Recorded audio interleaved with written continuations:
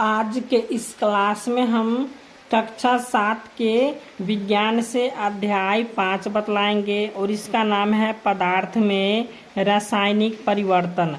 तो इसके सभी प्रश्न एवं उत्तर को हम बतलाएंगे। तो आप लोग वीडियो को शुरू से लेके अंत तक देखिए और चैनल पर नए तो चैनल को सब्सक्राइब करके घंटी को बजा दीजिए। तो चलिए अब हम प्रश्न की ओर बढ़ते हैं। यहाँ पे देख लीजिए, इसका अभ्यास दिया हुआ है। पहला प्रश्न है, निम्नलिखित कथनों में रिक्त स्थानों को भरिए। तो एक का क में है, यहाँ पे खाली जगह में आ जाएगा, ऑक्सीजन गैस सुलगती हुई दिया सलाई के जलने में मदद देती है। उसके बाद ख में है, ख के खाली जगह में आ जाएगा, यहाँ पे रासायनिक परिवर्तन में नए पदार्थ का निर्माण होता है। उसके बाद ग में है, खाने के सोडा का रासायनिक नाम हो जाएगा सोडियम बाइकार्बोनेट। ठीक है, तो यहाँ पर हो जाएगा सोडियम बाइकार्बोनेट है। उसके बाद घ में है, जब कार्बन डाइऑक्साइड को चूने के पानी में प्रवाहित किया जाता है तो कैल्शियम कार्बोनेट के बनने के कारण दूधिया हो जाता है। अभी ये दूसरा प्रश्न है, इसको हम कॉपी पर बतला देते हैं। तो यहाँ पे दूसरा प्रश्न दिया हुआ है, निम्नलिखित प्रक्रिया के अंतर्गत होने वाली परिवर्तन को भौतिक अथवा रासायनिक परिवर्तन के रूप में वर्गीकृत कीजिए। तो यहाँ पे जो दिया हुआ है, इसको क्या करना है, भौतिक परिवर्तन या रासायनिक परिवर्तन होता है, इसमें लिखना है। ठीक है, तो यहाँ पे चौक को चौक चूर्ण में बदलना, ये भौतिक परिवर्तन हो जाएगा। उसके बाद ख में है, मोम को पिघलाना। तो मोम को पिघलाना हो जाएगा भौतिक परिवर्तन।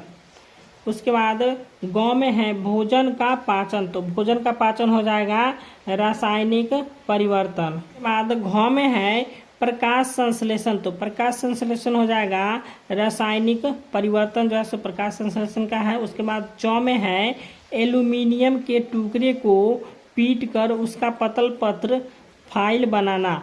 तो ये हो जाएगा भौतिक परिवर्तन हो जाएगा इसका। उसके बाद छ में है, जल में शक्कर को घोलना। तो हो जाएगा भौतिक परिवर्तन। ठीक है, उसके बाद ज में है, कोयले का जलाना। तो कोयले का जलाना हो जाएगा रासायनिक परिवर्तन। उसके बाद झ में है, रवाकरण द्वारा शुद्ध पदार्थ प्राप्त करना, जैसे भौतिक परिवर्तन हो जाएगा।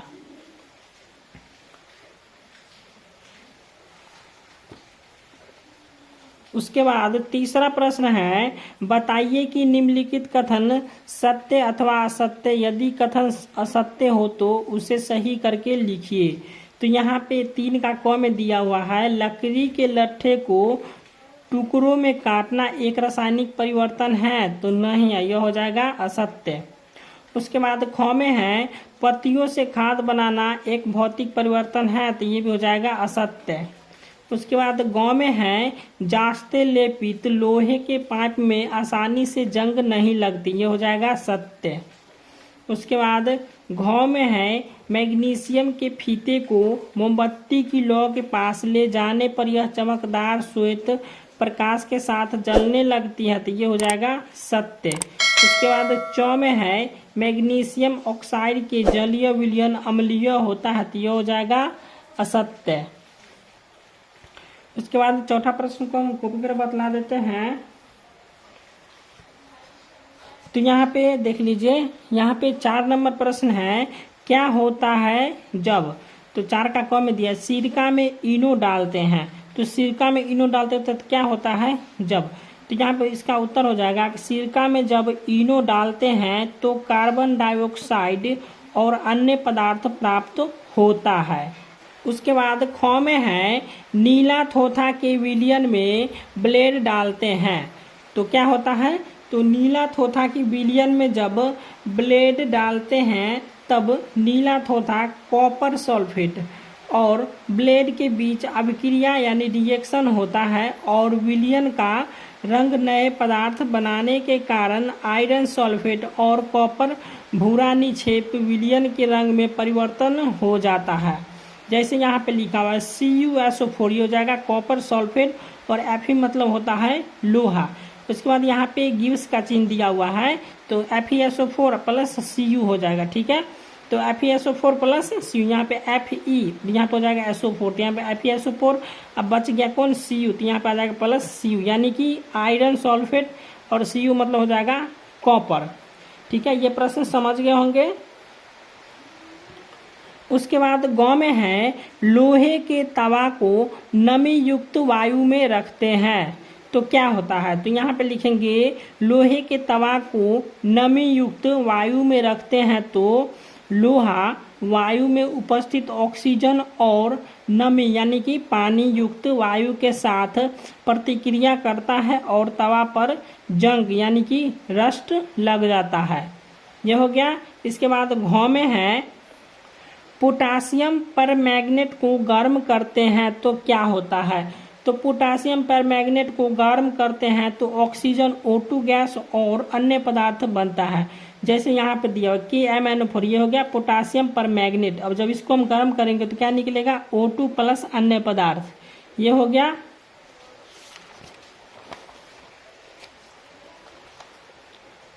उसके बाद पांचवा प्रश्न दिया भौतिक परिवर्तन एवं रासायनिक परिवर्तन में अंतर बतावें और प्रत्येक के लिए एक उदाहरण दीजिए। तो यहाँ पे लिख लेंगे इस प्रकार से, दो प्रकार के परिवर्तन, पहला हो जाएगा भौतिक परिवर्तन, इसके बाद हो जाएगा रासायनिक परिवर्तन। इसको दो पार्ट में बांट देंगे, एक हो जाएगा भौतिक परिवर्तन और एक हो जाएगा रासायनिक परिवर्तन। अब इसमें लिख लेना है इस प्रकार से जिस प्रकार से हम लिखे हैं।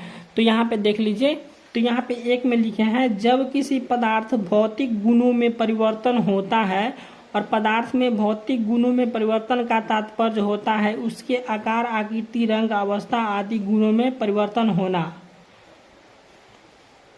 उदाहरण में हो जाएगा जैसे बर्फ से पानी बनना, ठीक है, और गैस से वाष्प, ये हो गया। अब यहाँ पे रासायनिक परिवर्तन हो जाएगा ऐसा परिवर्तन जिसमें पदार्थ के रासायनिक गुणों में परिवर्तन होता है और ऐसे परिवर्तन को रासायनिक परिवर्तन कहते हैं। और इस परिवर्तन में दो या दो से अधिक पदार्थ आपस में क्रिया करते हैं और क्रिया के फलस्वरूप एक नए पदार्थ का निर्माण करता है। उदाहरण में ले लेते हैं हम, जैसे लोहे में जंग लगना।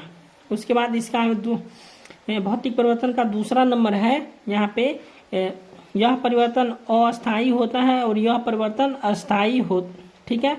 उसके बाद यहाँ पे 3 में है इसमें नए पदार्थ का निर्माण नहीं होता है और इसमें जो है सो नए पदार्थ का निर्माण होता है।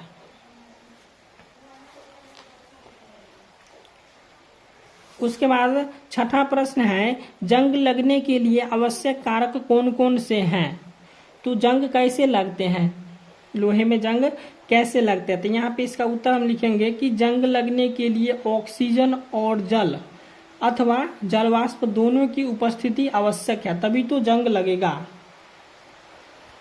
उसके बाद 7 में है जंग लगने से कैसे रोका जाता है, तो जंग लगने से बचने के लिए पदार्थ पर पेंट, ग्रीज की परत या क्रोमियम अथवा जस्ता का लेप चढ़ाया जाता है। जैसे आप खिड़की बनाए उसमें जो है क्या कीजिएगा, पेंट नहीं कीजिएगा तो उसमें जंग लग जाएगा, ठीक है। तो यहाँ पे यही दिया हुआ है। इसके बाद 8 में है कार्बन डाइऑक्साइड गैस कैसे उत्पन्न होता है, किसी 3 विधियों का वर्णन करे तथा इनके गुणों को बतावे। तो यहाँ पे इसका उत्तर हम इस प्रकार से लिखेंगे कि कार्बन डाइऑक्साइड जीव जंतु के श्वसन प्रक्रिया के फलस्वरूप उत्पन्न होता है जब हम सांस छोड़ते हैं। जैसे कि जब हम सांस लेते हैं तो क्या कहते हैं, ऑक्सीजन गैस लेते हैं और छोड़ते हैं तो कार्बन डाइऑक्साइड लेते हैं। तो यहाँ पे पहला इसका हो जाएगा कि जब चारकोल को ऑक्सीजन की उपस्थिति में जलाते हैं तो कार्बन डाइऑक्साइड यानी CO2 बनता है, चारकोल हो जाएगा यानी कोयला। 2 में है कैल्शियम कार्बोनेट CaCO3 को गर्म करने पर CO2 बनता है। उसके बाद 3 में है खाने वाले सोडा को नींबू के रस के साथ अभिक्रिया कराई जाती है तो CO2 गैस बनता है यानी कि कार्बन डाइऑक्साइड बनता है।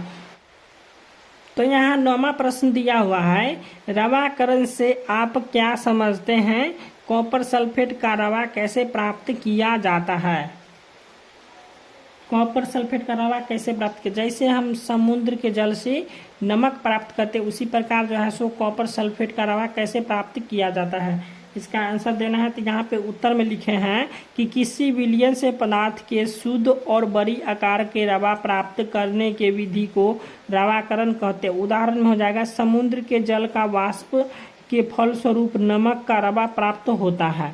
इतना तक समझ गए होंगे। उसके बाद लिखा हुआ है कॉपर सल्फेट का रवा प्राप्त करने के लिए एक बीकर बर्तन में जल लेते हैं और उसमें 1-2 बूंद तनु सल्फ्यूरिक अम्ल डालते हैं और फिर उसमें गर्म करते हैं। यानी कि एक बोतल लेते हैं यानी बर्तन, उसमें क्या करते हैं, जल लेते हैं और उसमें फिर क्या करते हैं 2 बूंद तनु सल्फ्यूरिक अम्ल डालते हैं और फिर उसको गर्म करते हैं। और उसके बाद जो है सो जब जल उबलना शुरू हो जाता है तो उसमें कॉपर सल्फेट के चूर्ण डालते हैं और चलते हैं जब तक कॉपर सल्फेट घुले और उसके बाद थोड़ा थोड़ा चूर्ण डालते हैं और घुलना बंद होने पर फिल्टर पेपर से छान लेते हैं और ठंडा होने पर थोड़ी देर बाद कॉपर सल्फेट का रवा प्राप्त हो जाता है। तो इतना तक आंसर लिखिएगा, ठीक है। ये 5 नंबर का प्रश्न है। उसके बाद 10वां प्रश्न है ऑक्सीजन गैस बनाने की विधि का वर्णन करें तथा इनके गुणों का वर्णन करें। तो यहाँ पे इसको इस प्रकार से लिखेगा कि प्रयोगशाला में पोटेशियम पर मैग्नेट की MnO4 को गर्म करने पर ऑक्सीजन गैस प्राप्त होता है। जैसे यहाँ पे इसका समीकरण लिखे के MnO4 ये हो गया पोटेशियम पर मैग्नेट का, तो इसको जब हम गर्म करेंगे तो क्या प्राप्त होगा, ऑक्सीजन प्लस अन्य पदार्थ प्राप्त होगा। तो इसको हम इस प्रकार से लिखेंगे कि एक शीशी या प्रखनली लेते हैं और उसमें की MnO4 के टुकड़े लेते हैं और एक निकास यहाँ पे निकास नली लगाकर कॉर्क से बंद कर देते हैं और निकास नली का संबंध उल्टे भरे हुए शीशी से रहता है। अब के MnO4 वाले शीशी को गर्म करते हैं और ऑक्सीजन गैस गर्म करने पर बनती है और निकास नली होते हुए उल्टे शीशी में बुलबुले के रूप में ऊपर जमा होती है। इसका गुण लिखना था, इसके गुणों का वर्णन करते हैं। यहाँ पे लिखेंगे यह जीव जंतुओं के श्वसन क्रिया, उसके बाद जो है सो ईंधन को जलाने में सहायक होता है। तो इसका 2 गुण लिखे हैं, यह जीव जंतुओं के श्वसन क्रिया में सहायक होता है, ठीक है। उसके बाद ईंधन को जलाने में सहायक होता है, ठीक है। यह हो गया। उसके बाद 11 नंबर प्रश्न है यूरिया के रवे कैसे प्राप्त किया जा सकता है, वर्णन कीजिए। तो इसका उत्तर हम लिखेंगे कि यूरिया पानी में घुलनशील है। जब हम यूरिया और पानी के घोल को गर्म करते हैं तो उसमें और अधिक